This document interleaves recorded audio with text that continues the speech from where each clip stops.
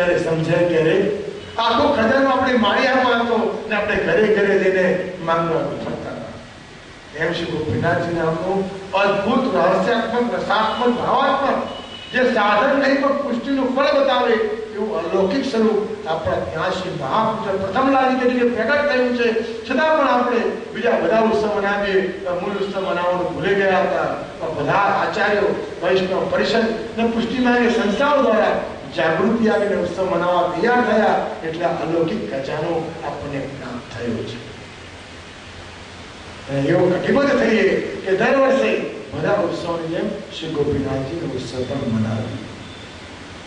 ગઈકાલે 11 અને 12 ભેગા હતા. બાકી ખરેખર આજે જ ઉત્સવ આપણે 11 12 ભેગા હોવાના કારણે ગઈકાલે શ્રી ગોપીનાથજીનો ઉત્સવ મનાવવામાં આવ્યો. મોટી એકાદશી અને 12 બંને ગઈકાલે મનાવવામાં આવ્યા છે. એટલે આજે 13 થઈ ગઈ. બાકી આજનો દિવસ એ શ્રી ગોપીનાથજીના પ્રાગટ્ય ઉત્સવ કર્યો. કેવું સુંદર આશ્ચર્યની વાત શ્રી ગોપીનાથ કહ્યું છે. અદભુત કીર્તનમાં એવું સુંદર રસાત્મક ભાવના બતાવેલી કે બધા જ ગ્રહો જ્યાં ભક્ત ચાલતો હોય એની પરિક્રમા કરતા.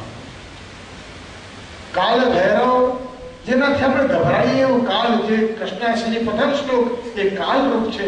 એ કાલ ભૈરવ ભક્તોની પાછળ પાછળ જાય. શ્રી ગોપીનાથજી આજ્ઞા કરી કે વૈષ્ણવ ઘરેથી બહાર નીકળ્યો હોય તો કાળ ભૈરવ તે રક્ષણ કરે છે. આપણે ગભરાઈ રહે પણ એ જ કાળ ભૈરવ તો રક્ષણ કરતો હોય. જે સેવા અને સત્સંગમાં તત્પર હોય એનું ભક્તો રક્ષણ કરતા હોય છે. એવું શ્રી ગોપીનાથજી પ્રભુ આજ્ઞા કરે છે. જેનો આશ્રય દ્રઢ હોય એને બધું પ્રાપ્ત થઈ જાય. જેનો ચિત્ત એકાગ્ર હોય એને બધું પ્રાપ્ત થઈ જાય.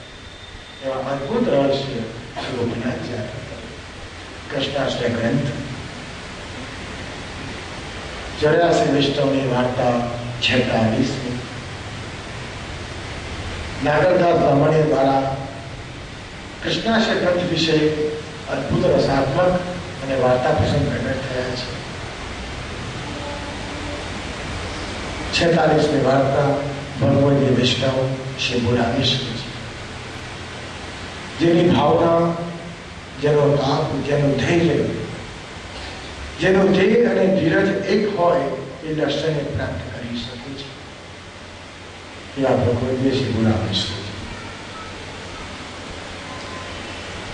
ભગવદીય ચરિત્ર, દ્રઢતા અને આશ્રયની સંગતિ અને કૃષ્ણાષ્ટક તરફની ગતિ 84 વૈષ્ણવ વાર્તા 46 માંથી સમજાશે. એ પૂર્વે શ્રી ગોપીનાથજીનું પ્રાગટ્ય થયું. શ્રી મહાપ્રભુજી અડીલમાં બિરાજતા અને એ જ સમયે શ્રી ગોપીનાથજીનું પ્રાગટ્ય અને શ્રી કૃષ્ણાષ્ટકનું પ્રાગટ્યની સંગતિ એ એક જ દિવસ, એક જ ક્ષણે, એ જ સમયમાં પ્રગટ થયો છે. આખો ગ્રંથ તે દ્રઢતા અને આશ્રય ઉપર છે. શ્રીમદ ભાગવતજી દસમ સ્કંદની સંગતિ મેળવી. આશ્રય તો એક છે પણ લીલા આ કહી. કૃષ્ણાષ્ટક ગ્રંથ જે દસમ સ્કંદની ભાવનાથી કઈ લીલા છે ત્યારે બધી જ લીલાઓ દેખાય. કૃષ્ણનું પ્રગટ દેખાય, અલગ અલગ લીલાઓ દેખાય ત્યારે સમજાય. એને ગોવર્ધન લીલા, ઇન્દ્રયાગ ભંગ થયો ને ગોવર્ધન લીલા પ્રગટ થાય ત્યાં કૃષ્ણાષ્ટકની સંગતિ શ્રી મહાપ્રભુજી મેળવી છે. કોઈ પૂછે કે કૃષ્ણાષ્ટક કઈ લીલા, તો યાદ રાખજો ગોવર્ધન લીલા. ઠાકોરજી ગોવર્ધન લીલા કરવાનું કારણ શું? શ્રીમદ ભાગવતમાં દશાવતારનું પ્રાગટ્ય છે. દશાવતારનું પ્રાગટ્ય કેમ? એ પણ કૃષ્ણ લીલામાં સહયોગી છે. પ્રભુ લીલામાં જે સહયોગી હોય, લીલાને અનુકૂળ થઈને હોય, લીલામાં જોડાયેલા હોય એને કહેવાય સહયોગી. 7 દિવસ સુધી ગોવર્ધન લીલા થયું છે. ઘોર ઘનશ્યામ અતિ વર્ષા, ઇન્દ્રનું માંગ જયારે ભંગ થયું ત્યારે ઇન્દ્ર વિચારી એટલી વર્ષા કર્યું કે મારા આશ્રયને ધારણ કરવા પડે. આટલી વર્ષાનું કારણ શું કે મારા આશ્રયમાં બધા આવે અને બધા આશ્રયો છોડી દે.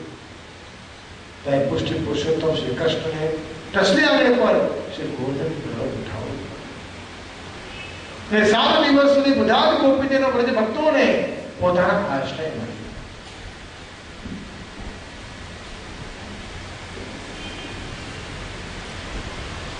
ગોપીજનોએ પૂછ્યું કે 7 દિવસ સુધી પ્રભુ આપણી શરણમાં રહે, એક દિવસ સુધી અમારા બદલાવ પરિવર્તન આવી રહ્યું છે, એનું કારણ શું છે?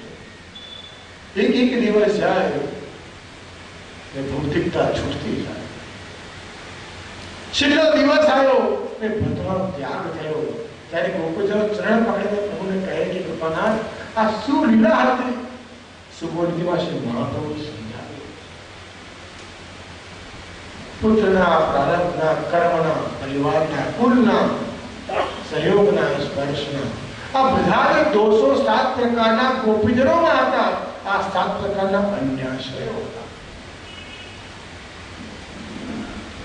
પંચગીતને પ્રારંભ તો કરવો છે, પણ જે કલિકાળના જે દોષો છે એ દોષો બંધન કરતા બન્યા છે। સિદ્ધાંત રહસ્યમાં શ્રી મહાપ્રભુ સમજાવે, બ્રહ્મ સંબંધ કરણાત સર્વેશામ દેવ જીવયો સર્વ દોષો નિવૃત્તિ દોષા પંચનાશતા। સિદ્ધાંત રહસ્યમાં શ્રી મહાપ્રભુ સમજાવે છે કે બ્રહ્મ સંબંધ લેવાથી બધા દોષોની નિવૃત્તિ થઈ જાય છે। એની આ 7 દિવસની ગોવર્ધન લીલા બધા દોષો એક દિવસે દૂર કરીને બધા અન્યાશ્રયોને છોડીને એક આશ્રય કૃષ્ણનો ધારણ થાય એવું શ્રી ગોવર્ધન લીલા એક કૃષ્ણાશ્રય લીલા સંગતિ સમજાવે છે। દસમ સ્કંદે સંગતિ કૃષ્ણાશ્રય પ્રાપ્ત કરી। એક શ્રી ગોપીનાથજી આજ્ञा કરે કે ભક્તોને ડર છે, સર્વ ધર્માના પ્રત્યે મામેકમ શરણમ મુજબ અર્જુન જ્યારે યુદ્ધ કરવા જાય ખાલી કૃષ્ણનો હસ્ત માથે આવી જાય તો એ નિર્ભયતા પ્રાપ્ત કરે છે। માત્ર હસ્તના મૂકવાથી કૃષ્ણનો હસ્ત જો તમને નિર્ભય કરી દે, ડર તમારો દૂર કરી દે, તો જેને રોજ કૃષ્ણનો સ્પર્શ મળતો હોય એને શું પ્રાપ્ત ન થાય એ શ્રી ગોપીનાથજી સમજાવે।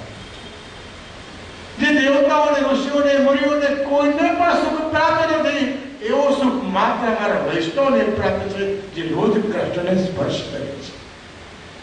વિચાર કરો શ્રી ગોપીનાથ આજ્ઞા કરે કે જેને હસ્ત મૂક્યો છે એ નિર્ભય થઈ ગયો, તો જેને પૂરેપૂરું આલિંગન આપ્યું, જેને કૃષ્ણ થઈ ગયા હોય એને શું પ્રાપ્ત ન થાય? એટલા માટે શ્રી ગોપીનાથ કે નવ ગ્રહો અમારા ભગવતીની પરિક્રમા કરે।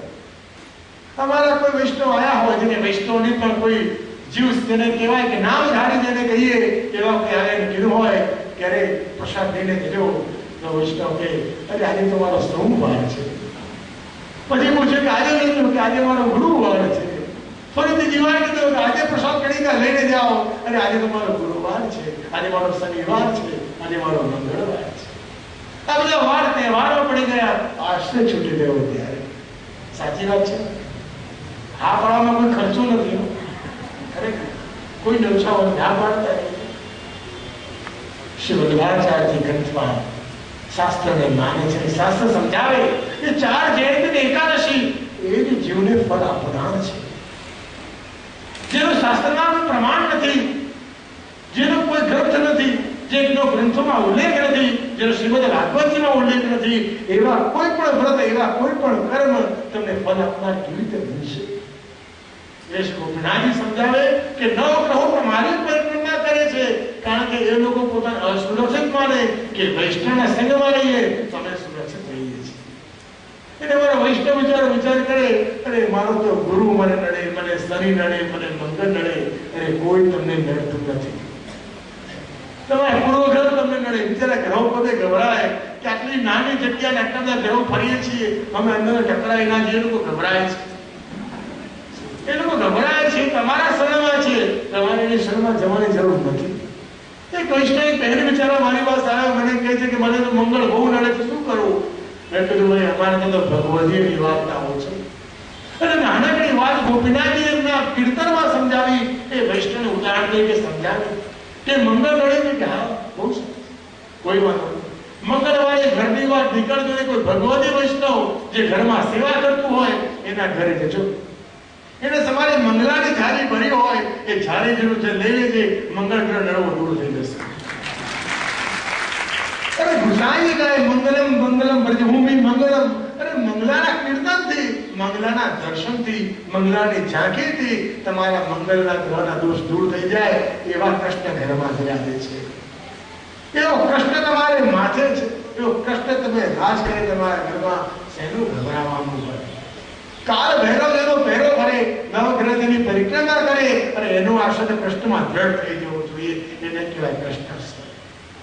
શેનો ડર તમને?